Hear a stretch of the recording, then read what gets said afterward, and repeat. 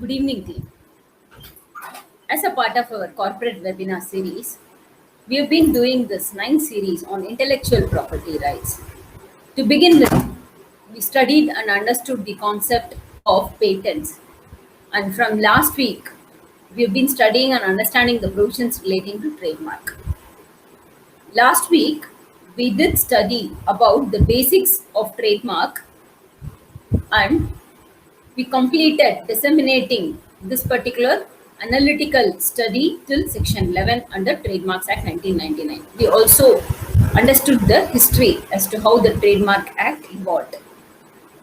Today we are going to continue with the same set of legislation from section 12 till section 20 of Trademark Act. The most important provision being the effects of registration and the related aspects to it. The application to be made for registration, what if there is an amendment, and what is the meaning of an associated trademark, and if you would like to disassociate from the association of your trademark, what is the prescribed form for it, with certain practical aspects to each particular form, and where there is any amendment or modification proposed, is there a remedy available? Yes, by filing the prescribed form. We will conclude this session with a case law on the subject. My sincere thanks to my team, Aishwarya and Hari Santoshi, for this presentation. Let's start with Chapter 2, Conditions for Registration. Then Associated Trademarks. Chapter 3, Application for Registration and Withdrawal of Acceptance. And a case law relating to Section 18 and Section 11 of Trademark Act, Dara Engineering versus Chirag Solar Industries. We'll continue with Chapter 2, the concluding provisions though, from section relating to the conditions for registration.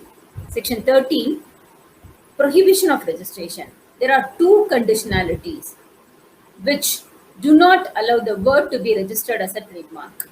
One being a word which is commonly used in general parlance and it is well associated with any single chemical element or compound. Or the second being the name, which is international non-proprietary name. What is IPN, as it is popularly called? Take the example of pharmaceutical.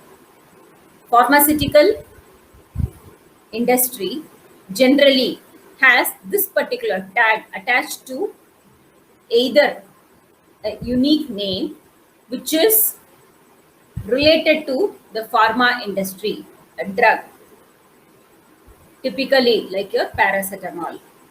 Paracetamol in English or in Italic word or in French word. The word paracetamol is related to that particular pharma drug. And the second tag being an officially generic name. Why is this particular tag attached to this particular IPN? It is more to give an attribute of unique name 1, which is globally recognized, point number 2. That is why it is notified and declared by WHO. And 3, to avoid causing confusion in the general public. And 4, for avoiding any error. So these are the predominant reasons. And WHO initiated this particular IPN tag way back in the year 1950. If we go back to the history, and it was given operative effect from the year 1953. And in WHO's guidance note issued on this international non-proprietary names, if you see, the guidance note released in the year 2017 says that as many as 9,600 international non-proprietary names are evolved, and every year at least 160 names get emerged. So these are the two words which shall not be registered as trademark. Like we saw the general provisions, like identical names should not be used as trademark, or something which should be distinguishable from the other marks. So these were the two criterions which we already discussed in the previous webinar. So what if registered? If these are registered without following the two word conditions as prescribed in section 30, then without sufficient cause, it shall be ensured that these particular words, though having the attributes, they shall be cancelled or they shall be removed from the register for the purpose of section 57, where it grants the power to cancel or vary registration and thus to rectify the registration, since the Act does not allow so.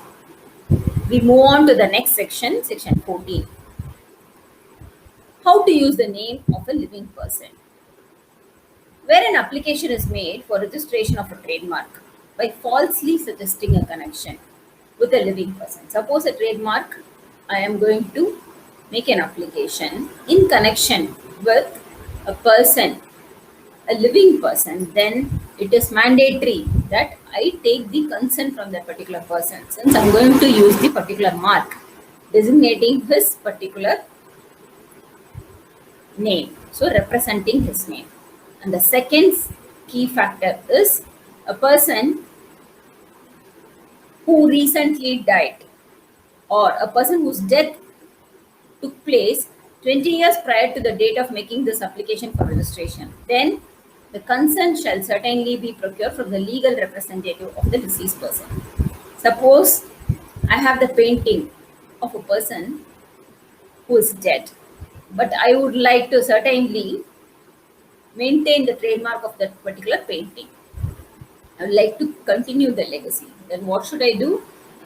If I am the legal representative, I should make an application along with the consent being given in the capacity of being a legal heir to preserve that particular artistic work. Next comes section 15.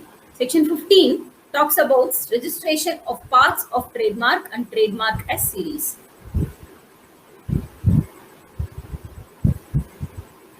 So here section 15, I'm not able to bring the contents of this particular section, but in brief, what it talks about is, if there are parts applicable to any trademark, then if it is also provided an option to make it as a separate application by itself.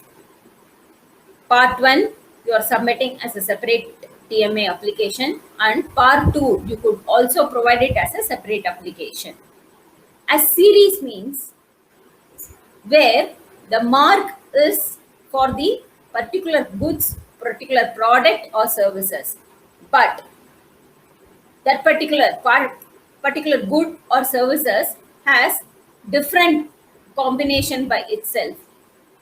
Like how you have a debenture issue, this one particular issue, but you have series of series A 500 crores debenture, but you are bringing it as series A 100, series B 200. Like that, if the same product or services, mark is being ascribed to that particular good or service, but it is in different place, or if it is going to be for a different attribute by itself, then you can bring it as a series with reference to that particular mark for which you have already made an application. So these are as mentioned as registration of parts and registration of series under section 15 of the Act. To give you the practical connotation to it, TMA, which talks about application for registration of a trademark, here you have to give the nature of this particular application and in what capacity you are submitting this application, whether as an individual or a startup firm or a SME.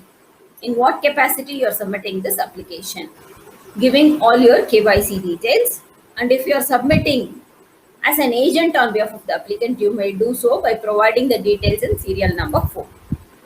Then you have to provide the category of trademark, whether it is a word mark, a color mark, device mark, or a 3-dimensional mark. So you have to select the category, and if the mark is going to be in a language other than Hindi or English, you have to specify the language in which the mark is going to be applied for registration and the class of goods or services. Last week we discussed how each class relates to that particular description of goods and services.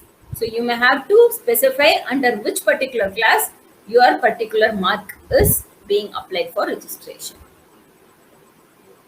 Statement as to use of mark. Suppose you are a newly formed startup enterprise. Then you will be selecting the category proposed to be used. If you are already an existing entity and you have been using this particular word mark or this dimensional mark or color mark from time immemorial, then you may have to certainly say from when you have been using this particular mark, and it should be backed by an affidavit giving sufficient proof or the documentary evidence of those categories where this particular word mark or this particular trademark is being symbolized. So that will be helpful and beneficial for you to obtain the registration. Priority claim. Suppose you have been using this mark already in a foreign country, and in your domestic place you have set up an establishment.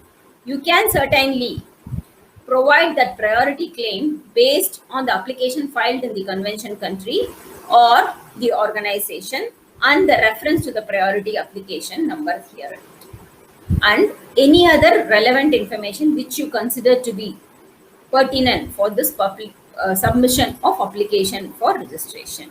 And finally, giving a confirmation that the statement as furnished are true and correct. We move on to section 16, associated trademarks. Section 15 talks about the parts or series to which the trademark is getting registered.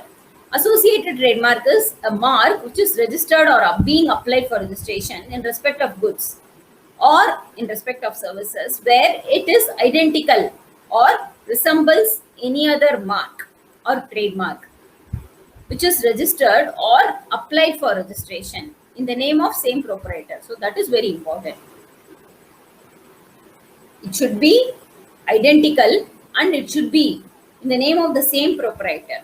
Then you have the opportunity to link this particular mark, this trademark, which is either registered or applied for registration, and you can certainly call this as an associated trademark. So whether a separate tag is required or separate type of trademark is required, the answer is no. If you're going to satisfy the conditions as prescribed under section 15.1 as seen in the previous slide, like identical and also similar and the same proprietor, and it well resembles in respect of the goods or services to which already there is an application which is made or registered, then you fall under the bucket of 15.1 and you can certainly claim yourself as an associated trademark. Or it could also be relating to your 15.1, 15.3, where the part of the trademark is registered as per section 15.1, or when trademarks are registered as series as per section 15.3. Rule 15.4. Since this particular section talks about as prescribed, Rule 15.4 prescribes that on registering a trademark as associated with any other trademark, registrar shall note to the register for the first mentioned mark the registration number of the trademarks with which it is associated. For example, if your application number after submitting your DMA is 460 and this particular associated trademark which meets the conditions as prescribed in the statute or being complied with, then in the register this will be tagged to your already existing 460 and vice versa is what they say. So either upon registration or being applied for registration, it will be tagged to the registration number of the trademark. On receipt of an application by the proprietor of two or more trademarks in TMP and also a statement mentioning the grounds of the application, the registrar could also dissolve the association of trademarks. So it is not only association but also for dissolving the association. If the prescribed form TMP is filed, then the registrar, upon considering it to be deeming fit, disassociate the TM registered with that particular related associated trademark upon satisfying with the conditions as provided, that there would not be any deception or that which causes any confusion if trademarks were used by any other person in relation to any other goods or services. Let's quickly see how TMP looks like. So the fee, online fee, whatever is as relevant in this particular form will appear as per the first schedule prescribing the fee thereto, and you will provide all the KYC details of either the applicant or the applicant's agent, and you will provide the application for amendments in the details of registration of the trademark. You will provide the details of the registered trademark and the reasons seeking for this amendment. The type of mark, you will provide the details as already provided in your TMA, like whether it is a standard trademark, collective trademark, or certification mark or series marks. Then in part B, part A will provide all the general details, and part B, the request with specific reference to those sections you will be providing. If there is dissolution of association with the registered trademark, D column clearly says the registered trademark and the dissolution of the association with either the registered trademark and other trademarks. And if there is any assignment or transmission of the registered trademark, you will provide the details under clause E, and the approval of registrar under section 41 requesting for grant of approval.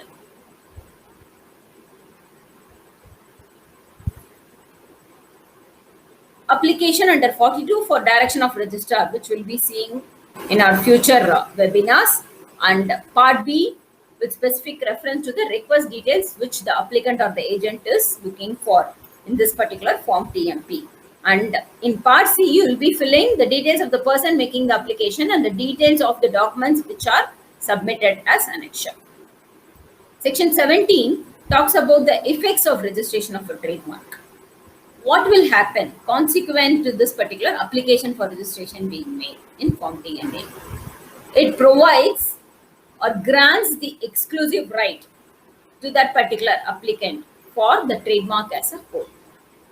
And where the trademark does not contain the essence or the twin criterion, as we already discussed, that it is a non-distinctive character or it is not containing any matter which is specific to the product or services, and hence it is very common to the trade and not having any distinguishing feature. Thus, the registrar will not grant registration, thereby not granting an exclusive right for that particular applicant for usage of that particular trademark, either the whole or part of the trademark which is registered. With this, we are concluding the chapter 2 and are proceeding with chapter 3, which talks about application for registration. Section 18 says the person who is claiming to be the proprietor shall apply in writing to the registrar in the prescribed form, and it shall be signed either by the proprietor or the agent. And where there is any amendment required in that particular application being filed, then the prescribed form is Form TMM.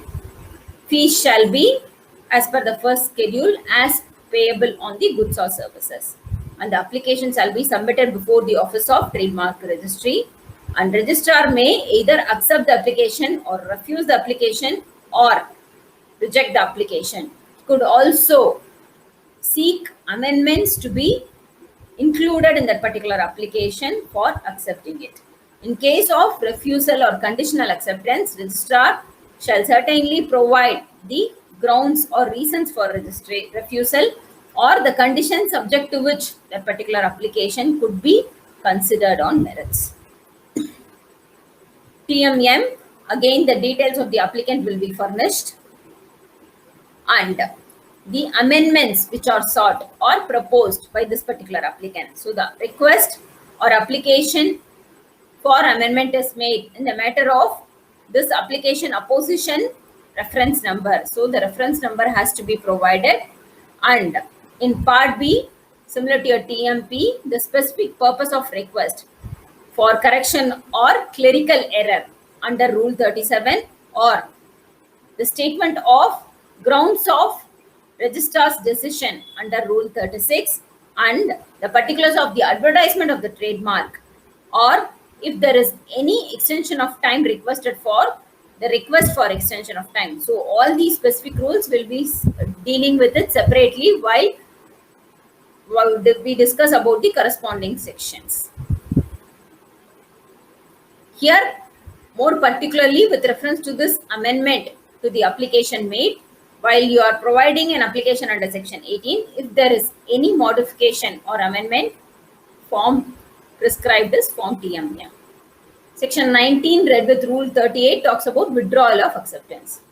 After acceptance of the application, but before registration, if the registrar is satisfied that this particular application has been accepted in error, then he shall communicate the objections in writing.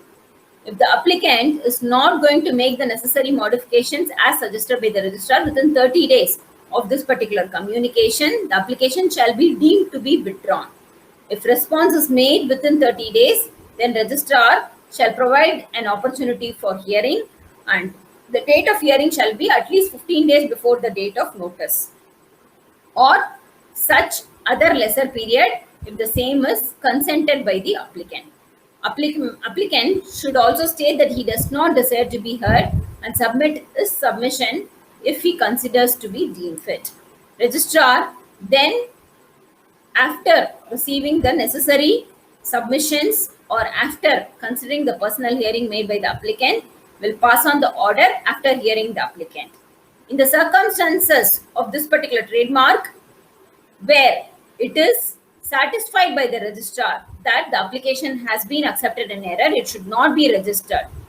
Or if it is registered, then only upon fulfillment of the conditions or limitations as prescribed thereto, or it could be registered by the registrar subject to fulfillment of the conditions or limitations or additional conditions or different from those conditions, limitations subject to which this particular application could be accepted. We will conclude this particular session with the final section being section 20 and with the case law. Advertisement of application. On acceptance of this application, the same shall be advertised along with the conditions or limitations as already provided in section 19 by the registrar.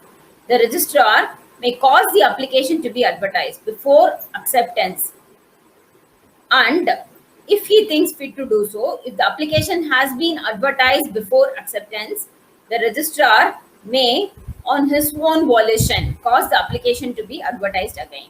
After this particular advertisement of the application, an error in the application has been corrected or the application has been permitted to be amended, registrar may, instead of advertising this particular trademark again, he could also exercise his right of inserting it in a journal by way of a notification setting out the number of the application, the class in which this particular mark is being applied for registration, and the KYC particulars with the principal place of business in which the business is carried out by this particular applicant, and the journal number since it is inserted by way of a notification in this particular journal, and with specific reference to the correction or advertisement which is made in the application.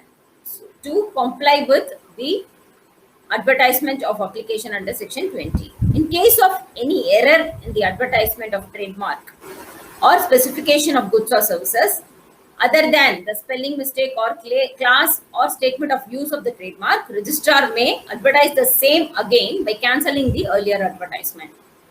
Any person may seek for information in form TMM for the number and date of journal. If he is interested to get those details, he may certainly cause this application to be made to the registrar, and he shall furnish such particulars upon making such request by a person who is seeking that information. Dara Engineering versus Chirag Solar Industries. As mentioned earlier, this relates to the previous webinar section 11 and current webinar section 18. And here the applicant is Dara Engineering and the respondent being Chirag Solar Industries.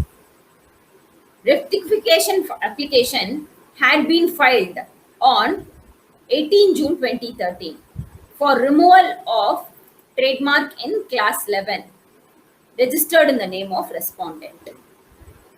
No counter statement had been filed by the respondent, and there was no person who appeared on behalf of the respondent.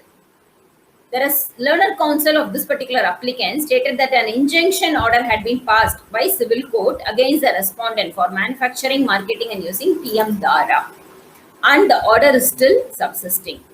It was stated in the content petition that the statement was made by respondent not to use the trademark Dara. Here, the applicant, to bring this particular case in a nutshell, this applicant had been using this trademark TM Dara since inception. But after noticing in a newspaper advertisement about the respondent adopting the same trademark, they wanted to stop this particular practice and hence proposed for this particular rectification application to remove this particular trademark, which is causing confusion amongst the public, and it is having a deceived intention to pass their product prima facie as a product of the applicant, and hence this particular plea was made by the applicant.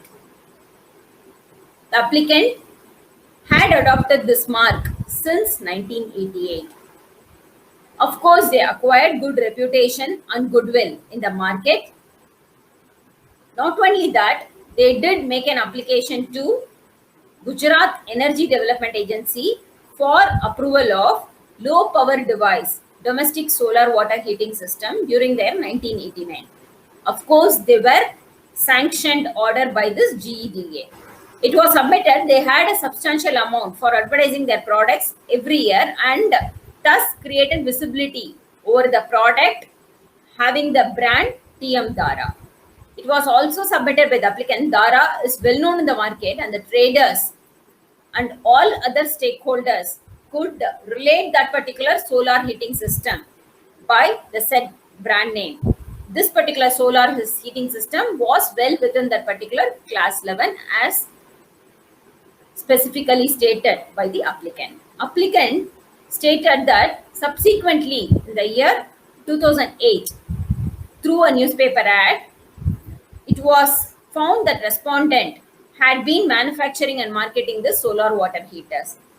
They had submitted that the applicant, who had the registered proprietor tag of TM Dara, they were registered in class 09 as solar water heater in the year 2001. The said registration is valid, subsisting, and also enforced till date. It appears that respondent thus had adopted a malified intention and wrongly claimed the ownership of this particular TM Dara. The verdict was thus provided by IPAB during the year 2018, stating that respondent had initiated the trademark visually similar and classified under the same class, which is class 09 as solar water heater. There could be only one mark, one proprietor, and one source of the trademark.